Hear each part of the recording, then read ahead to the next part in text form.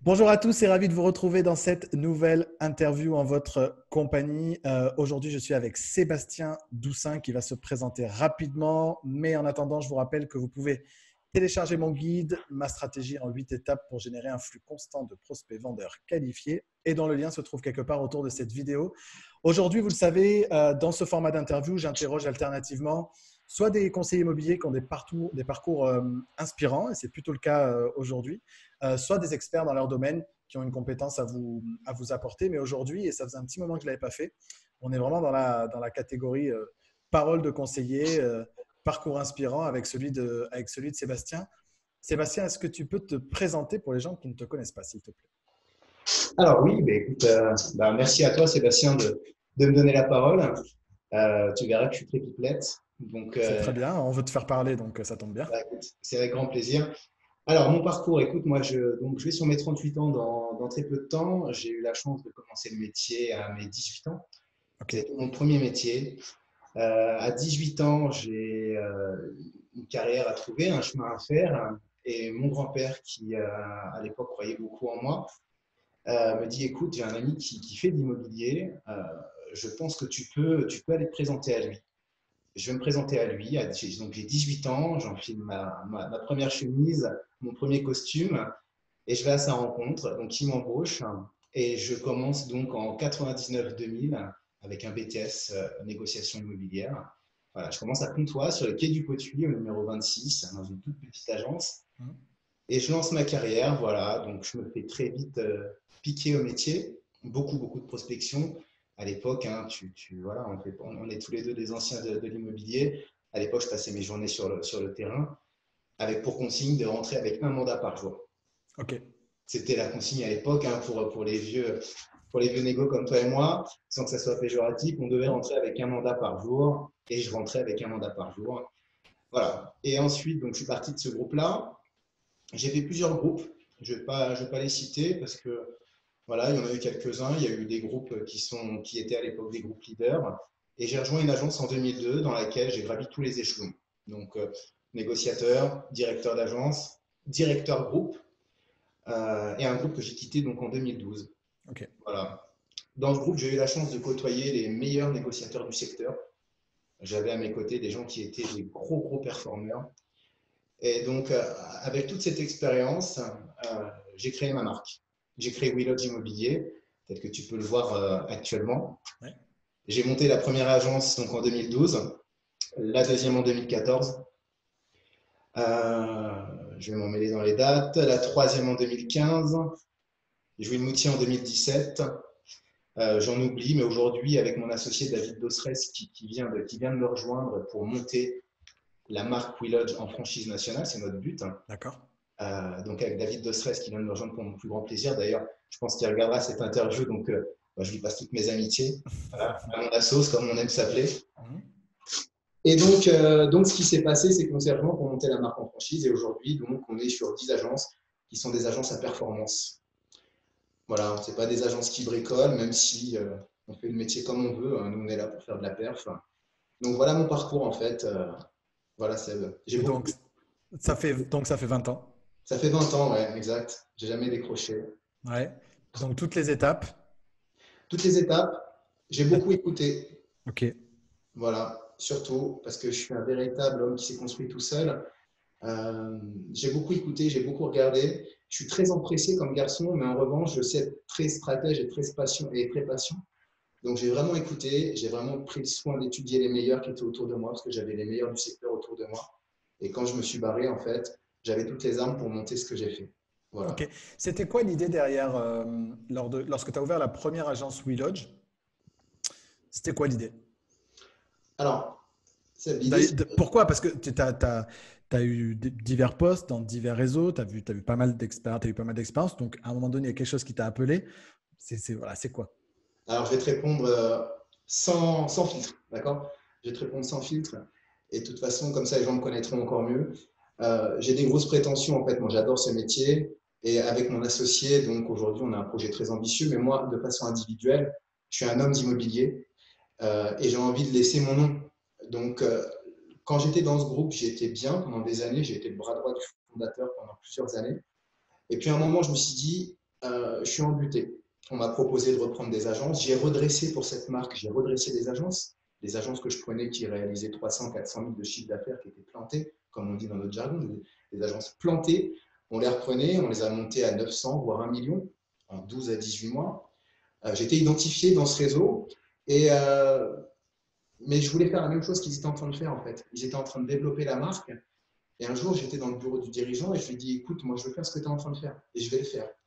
Et donc j'ai quitté le navire pour faire, en fait, pour créer une marque, pour créer WeLodge de toutes pièces. J'ai passé des nuits à écrire le script, tu vois le délire quoi.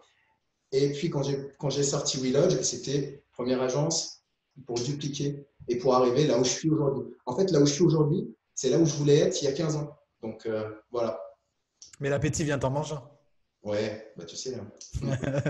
Donc, l'idée, et c'est un vrai driver chez beaucoup d'entrepreneurs, donc toi, c'est plutôt la notion d'héritage. C'est vraiment le fait voilà, de laisser un truc derrière toi, de marquer Ouais. l'histoire ou ton histoire, ou voilà, d'essayer vraiment voilà, de laisser ta trace. Mais donc, ce qui est intéressant, c'est que donc, l'idée, c'était dès la première agence. Enfin, c'était pas une agence, quoi. Depuis le départ, de toute façon, c'était quelque chose de beaucoup plus grand et c'était une agence, c'était l'étape vers quelque chose de plus grand. Qui est ce que tu as aujourd'hui? C'est quoi, une dizaine d'agences aujourd'hui? On est à 10 agences, oui. Ouais. Ok, donc 10 agences. Donc, le projet de développer, du coup, cette fois au national. Donc, j'imagine que chaque agence a été un laboratoire pour la suivante. Euh, Comment est-ce que une agence WeLodge aujourd'hui, ça ressemble à quoi? Alors, une agence WeLodge, c'est un petit écosystème tout feutré, tout mignon. On n'est pas des bisounours, mais on fait en sorte que ça soit sympa de bosser chez nous. Voilà. Parce que, tu sais, moi j'entends plein de trucs. Alors, en ce moment, tu l'as peut-être vu, hein, je mets un petit peu mon grain de sel sur les réseaux sociaux. J'essaye de faire en sorte de capter pas mal de personnes. J'essaye de me faire aussi beaucoup influencer, parce que je prends tout, j'absorbe beaucoup de choses, je filtre. Euh, on peut réinventer les méthodes tant qu'on veut. On peut parler de meilleur agent, on peut parler de ce qu'on veut, d'Axel Springer. On peut refaire le métier, on peut parler de certains disrupteurs qui sont arrivés dans le milieu de l'immobilier. On pourra en parler après si tu veux. J'ai un avis bien positionné là-dessus. On peut parler de tout ça. Il y a un point essentiel, c'est le plaisir. Et on peut me le mettre dans le sens qu'on veut. Les agences à performance, c'est des agences où les gars, enfin où les personnes, pardon, qui viennent travailler chez nous sont contents de venir pour gagner de l'argent, pour passer du temps en équipe, parce qu'ils apprécient leur équipe, et pour être dans un écosystème qui leur paraît logique. Donc avec une hiérarchie qui est marquée sans être trop marquée, parce que ça c'est bon, on n'en veut plus, on a eu ça, et aujourd'hui on n'en veut plus. Et puis après, moi, chez moi, donc j'aurais créé une petite sphère, voilà, où toutes les compétences sont là pour performer. C'est-à-dire que chaque négociateur a, donc, enfin, que tous les négociateurs ont une assistante commerciale par agence, un directeur, on a staffé, donc on a des photographes qui sont là pour les agences, on a plusieurs photographes qui vont photographier les agences, donc on a un service juridique, on est une petite PME, mais c'est staffé en fait. Donc la performance, en fait, les négociateurs, ils sont là vraiment pour faire leur travail, Seb, et pour vraiment aller performer sans avoir à faire leur paperasse. On a été négo. Moi, j'ai travaillé pendant 15 ans sans assistante, pendant 13 ans sans assistante. Et je veux pouvoir mettre leurs compétences là où elles sont vraiment. C'est-à-dire de la force de vente, de la force commerciale et du terrain. Voilà. C'est comme ça que j'ai fait. Est-ce que tu as l'impression qu'aujourd'hui, c'est un mode de fonctionnement qui est à contre-courant? C'est-à-dire, Est-ce que tu as l'impression que cet écosystème que tu crées, c'est pas l'écosystème qu'on retrouve aujourd'hui traditionnellement maintenant dans les agences, y compris les agences physiques? En gros, ce que je veux dire par là, c'est que j'ai connu ça dans les années 2005, 2006, etc. On avait effectivement, enfin, là où j'étais moi en tout cas, une assistante commerciale, on avait du staff, il y avait des managers, etc. Et 2008-2009 est passé par là. Et 2008-2009, en gros, on a vu disparaître les assistantes des agences parce que c'était une charge. Donc, comme les temps ont été difficiles, c'est les premières à avoir fait, premières ou les premiers, hein, sans être misogyne, à avoir fait les frais de cette crise. c'est Après, vrai. ça a été, finalement, il y a l'auto-entrepreneuriat, donc maintenant, on n'est plus obligé forcément d'avoir des salariés, on peut prendre des agents co. Et donc, la crise a amené des prises de décision stratégiques et financières de la part de certains patrons d'agences qui n'ont pas fait chemin arrière quand le marché est reparti. C'est-à-dire que quand le marché est parti, ce n'est pas pour autant qu'on a remis des assistantes et qu'on a remis des salariés à défaut d'avoir des agents co. Donc, du coup, aujourd'hui, ce modèle que tu décris là, ce n'est pas le modèle qu'on retrouve forcément le plus souvent. C'est vrai, tu as raison, t'as raison dans ce que tu dis. Et en fait, moi, la seule chose qui me donne de la sécurité, c'est de pouvoir poser un système qui a des bonnes fondations.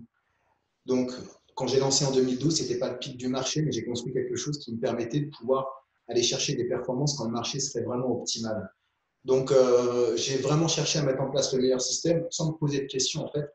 Après, dans mon fort intérieur, je suis convaincu que pour performer, une agence, ça doit être staffée. Et que si tu raisonnes de façon très basique, tu te dis une assistante, ça me coûte X milliers d'euros à l'année, mais va vraiment compter combien ça te rapporte quand tes négociants sont sur le terrain, ils sont en production. Et tu sais, moi, les assistantes et mes assistantes qui vont regarder avant de rigoler, mes assistantes, je les appelle les tatas des agences. C'est les tatas des agences. Elles sont souvent obligées de les prendre par la main pour aller faire quelques tâches. Et ça impose aussi une certaine rigueur dans le système. Voilà. Et c'est grâce à ça que nos agences dépassent le million. C'est pas courant pour des agences à 4 négociateurs. Hein. Chaque négociateur performe. Donc, c'est grâce à elle et au directeur d'agence. Donc, non, après, j'ai été plus loin que ça. C'est-à-dire que nous, on a des photographes professionnels qui sont formés. Donc, ce n'est pas dans toutes les agences aussi que tu vois ça. Voilà, c'est ça le petit plus que j'ai apporté. Et puis surtout, je vais te dire, comme je te disais tout à l'heure, mais je leur ai dit, c'est qu'il faut qu'ils kiffent. Ça a été l'objet de ma réunion début janvier. Et je leur ai dit, à la fin, il y avait un gros slide. Et je leur ai dit, surtout en 2020, on kiffe. Parce que, parce que moi, personnellement, j'ai envie de m'amuser. Voilà. Voilà. Et ça peut paraître un peu too much de dire ça et de baser beaucoup de choses là-dessus. Mais c'est là-dessus que tu vas vraiment sortir le meilleur des gens. C'est quand les gens veulent s'amuser.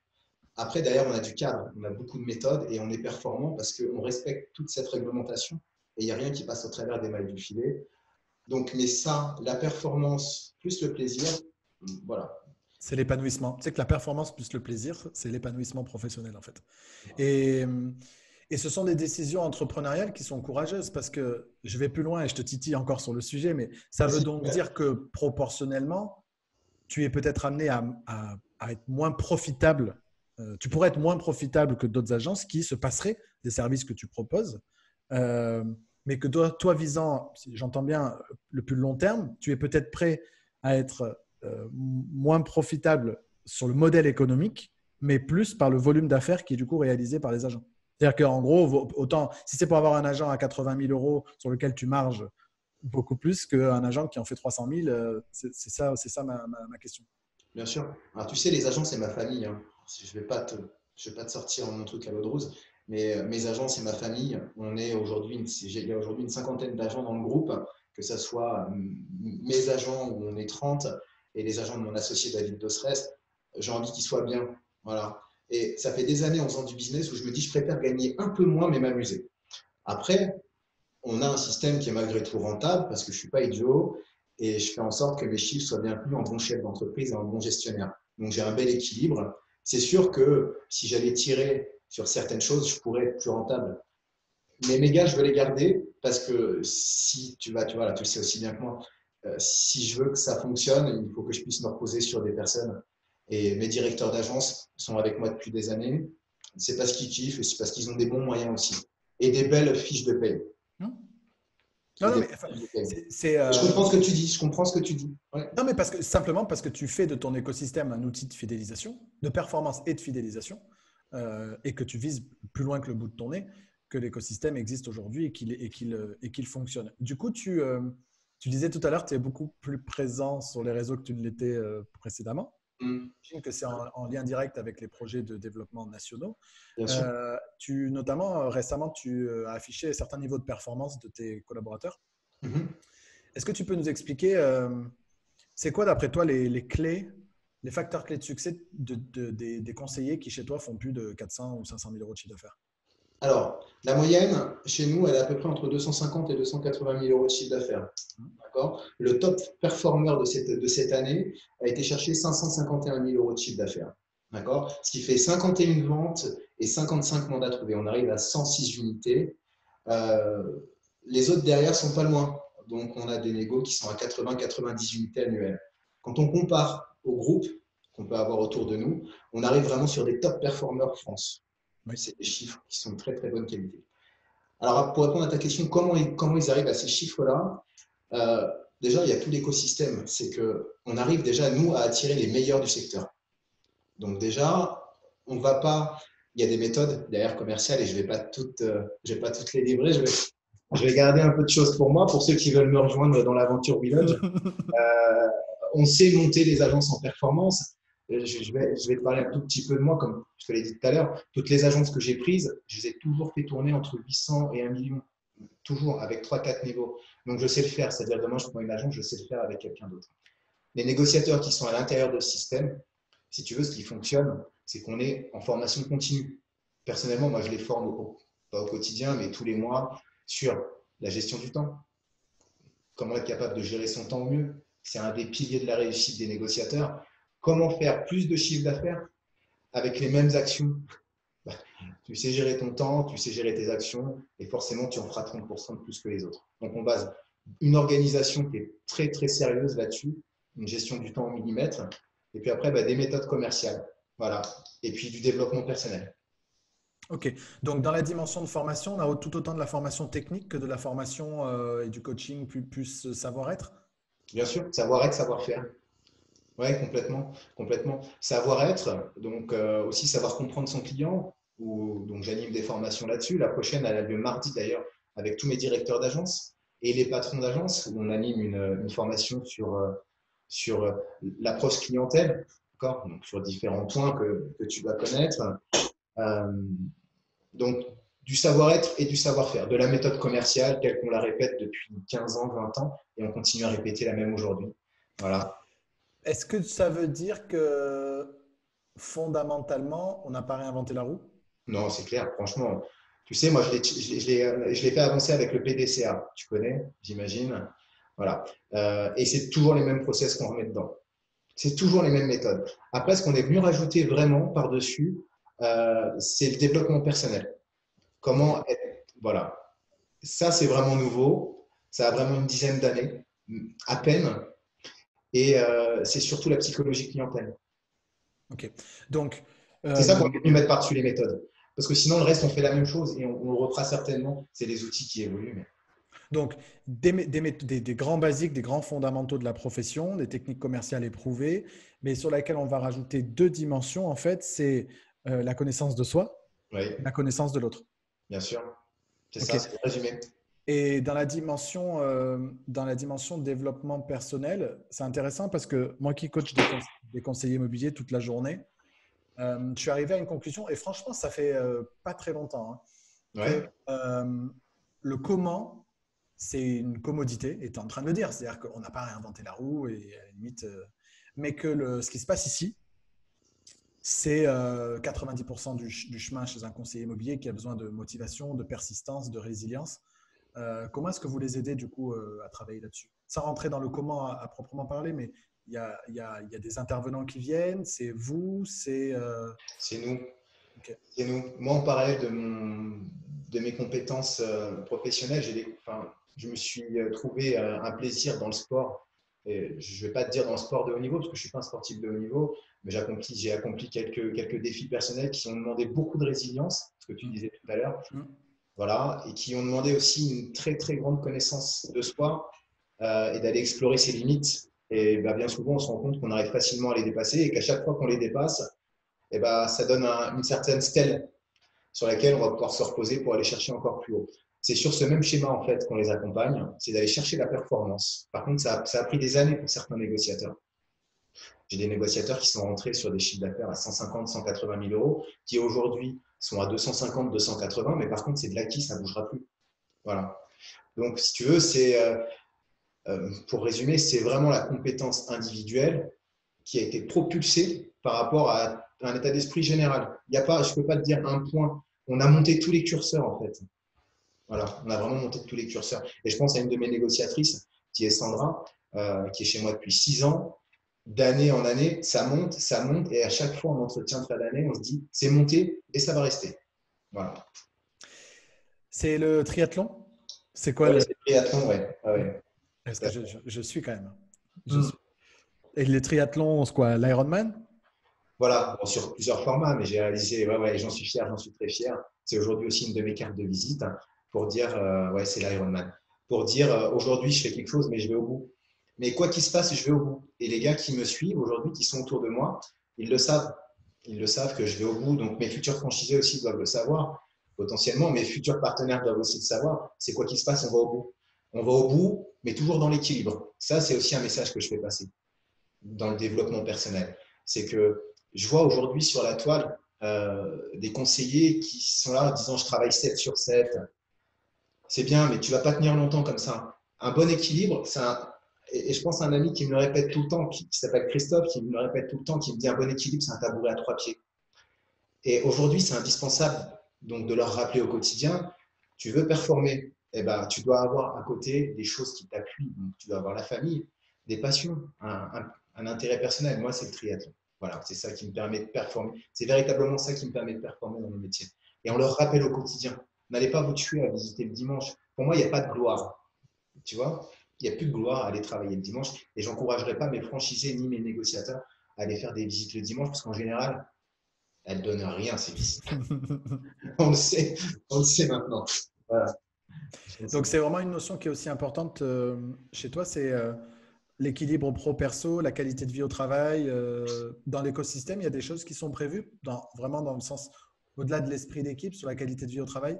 Bien sûr, bien sûr, bien sûr, c'est ça. Et vraiment, on s'efforce que les négociateurs soient vraiment dans une ambiance de travail qui soit de bonne qualité. Il n'y a pas de heurts entre les négociateurs déjà. Moi, je suis fusible. Hein. Je ressens tout de suite ce qui se passe dans mes agences pour l'instant, parce qu'on en a 10. Je fais en sorte que ça soit clair. Après, au quotidien, ben, on anime. On anime par de la formation, c'est moi qui anime beaucoup de formations. Là, on part en séminaire à Marrakech dans un mois. Donc, on part pendant 5 jours, où là, on a prévu. Et d'ailleurs, on le mettra sur les réseaux sociaux. Ceux qui veulent suivre, on va montrer ce qu'on va faire parce qu'on va kiffer. Et là, ça, si tu veux, ils le trouvent chez moi. Ils n'ont plus envie de partir parce qu'ils attendent le prochain séminaire. Et tu as ceux qui sont là cette année. Je pense à 2-3 négos qui me disent ah, mais Sébastien, vous partez et nous, on reste là. Bah ouais, mais ça, c'est 2018-2019. Et ça, ils attendent maintenant la prochaine. Si tu veux, ça, je suis parti au ski il y a 2 ans, c'est une petite parenthèse que je fais. Je suis parti au ski il y a 2 ans avec mes équipes. On a réservé un chalet, superbe chalet à Champagny. On est parti. Derrière, j'ai eu un pic de chiffre d'affaires incroyable. Et ça, c'est ça en fait. Pour répondre à ta question, c'est des petites choses comme ça. Voilà, un petit resto tous ensemble, un petit karting, mais pas une fois à l'année parce que c'est le repas de fin d'année. Non, ça. Dans le groupe où je travaillais avant, en 12 ans, j'ai dû avoir un karting et 2 restaurants, aucun challenge. J'en ai qui sont partis aux Maldives, là, payés par des chèques cadeaux de la société, parce qu'ils ont atteint des chiffres d'affaires. Donc voilà, ça nous coûte de l'argent, tout ça, mais je pense que si on veut accompagner la performance, le manager ou le patron doit aussi se donner les moyens de mettre en place un budget pour ça. Mais parce que tu as fait, tu incarnes la gratification reportée, c'est-à-dire que tu as une vision long terme, et parce que tu as une vision long terme, tu es prêt à perdre, entre guillemets, aujourd'hui pour gagner 2 fois plus demain. Bien C'est sûr. quoi ta vision à long terme, du coup? Dans 10 ans, c'est quoi WeLodge? WeLodge, dans 10 ans, on a un projet assez ambitieux. Je ne pourrais pas tout te dire tout de suite, même si ça me brûle les lèvres. Mais on va sortir Je me quelques. demandais si tu allais répondre. Je me demandais si tu allais répondre. On a un projet avec David Dostress, on a un projet qui est en train d'arriver. On a un gros projet à 10 ans. Voilà. On a un projet de pouvoir se positionner comme une marque où les gens qui viennent travailler chez nous sont là pour performer et prendre du plaisir. Mais je ne peux pas trop t'en dire. En tout cas, ce que je peux te dire, c'est En que tout cas, elle existe, cette vision à 10 ans. Sans que tu ah nous la ouais, donnes, elle existe. et elle existe et à partir du moment où je l'ai décidé, elle se mettra en place. C'est-à-dire que, si tu veux, aujourd'hui, je ne sais pas si tu te souviens, j'avais marqué sur un de mes posts, aujourd'hui, je suis là où je voulais être. Et qu'à partir de maintenant, c'est du bonus. Et c'est quand ça devient du bonus que là, ça devient vraiment plus évident. Il y a plus de lutte interne, il y a plus de. Euh, on a un objectif à 10 ans et on va le faire en prenant du plaisir, tout en allant chercher les performances avec les méthodes commerciales que je ne vais pas tout livrer aujourd'hui, Ouais, bien sûr. ni à tous les gens qui vont nous voir. Mais voilà, derrière, il y a 20 ans d'expérience. Donc, on va emmener ça sur 10 ans avec un objectif peut-être d'aller chercher 80, 100 agences ou des choses peut-être différentes. Voilà, voilà. Chacun met le curseur de la réussite où il le souhaite. Hein. Pas, ça peut être un nombre d'agences, ça peut être une performance par agence, ça peut être plein de choses. Hein. C'est pas... Exactement. Et encore une fois, pour parler de développement personnel, tu vois, donc dans le milieu du sport et dans de ce que je pouvais faire, je voyais toujours la surenchère du plus. J'ai été m'entraîner, j'ai été faire ça, waouh, j'ai été, voilà. Et en fait, t'en avais qui étaient juste là pour aller faire leur petit truc, juste pour kiffer, tu vois, juste pour prendre du plaisir. Et comme je répétais à tout le monde, le plus intelligent, c'est le plus heureux. C'est tout. Peu importe si moi, mon objectif, c'est d'aller chercher 100 agences dans 10 ans, ou celui qui veut tenir son agence et aller faire ses 500 000 et pouvoir partir tous les week-ends, le principal, c'est d'être heureux parce qu'aujourd'hui, tu es là, je suis là. Hier soir, je regardais un reportage sur M6, j'étais dans mon lit comme un con. Euh, et je regardais ça en me disant, c'était un reportage sur le salut. Et puis, tu avais des bonhommes qui avaient 40, 45 ans et puis qui étaient en train de se faire réanimer. Je ne vais pas être dramatique, mais pour placer les choses, tu vois, il est là mon credo à moi. C'est que aujourd'hui, tu es là, tu prends le melon comme ça, comme pas possible, et puis demain, tu n'es plus rien. Donc, voilà, ce qu'il y a à prendre en attendant, c'est le chemin qui est beau. Pour moi, le chemin, il est beau. Voilà. Comme quand on prépare une course avec les copains ou quand on fait une préparation, c'est des mois et des mois et des mois et des mois de préparation pour aller à la course, en fait. Mais tout ce qu'on kiffe, nous, c'est les mois de préparation. Donc, peu importe, du moment que tu es heureux, tu as tout gagné, quoi. Voilà. Et on accompagnera très volontiers les gens qui veulent aller chercher 1 million, 1,2 million, 1,4 million. J'ai mon associé qui a son agence qui fait 1,3 million. Ils sont 5 dedans. Grosse performance. On accompagnera ceux qui veulent faire 400. On accompagnera ceux qui veulent faire 1,3. On accompagnera tout le monde. Je te propose qu'on se quitte sur Ça cette marche. idée du bonheur Ouais, voilà. et comme seul curseur de la réussite professionnelle. Ouais, on est d'accord. Merci, Céline. Merci beaucoup Sébastien en tout cas pour le temps que tu as pris. Je sais qu'il est précieux, c'est la course pour tout le monde. Donc merci en tout cas d'avoir pris ce temps. Si vous avez des questions pour Sébastien, pour moi, en commentaire de cette vidéo, bien évidemment, n'hésitez pas, on y répondra. Si parmi les questions, il y a celle de pourquoi est-ce que j'ai le bras tendu, c'est pour caresser le chat pour pas qu'elle passe devant l'écran. Si cette vidéo vous a plu, je vous invite à la liker. N'hésitez pas à partager si ça peut être utile à quelqu'un ou si quelqu'un se demande si l'opportunité WeLodge est à prendre. N'hésitez pas à lui partager. Et puis, moi, je vous retrouve très, très vite dans une nouvelle vidéo. Encore une fois, merci beaucoup, Sébastien, pour le temps. Merci à vous tous. Je vous dis à très bientôt. Et d'ici là, souvenez-vous toujours que l'immobilier est plus près du cœur que de la tête. Ciao, ciao.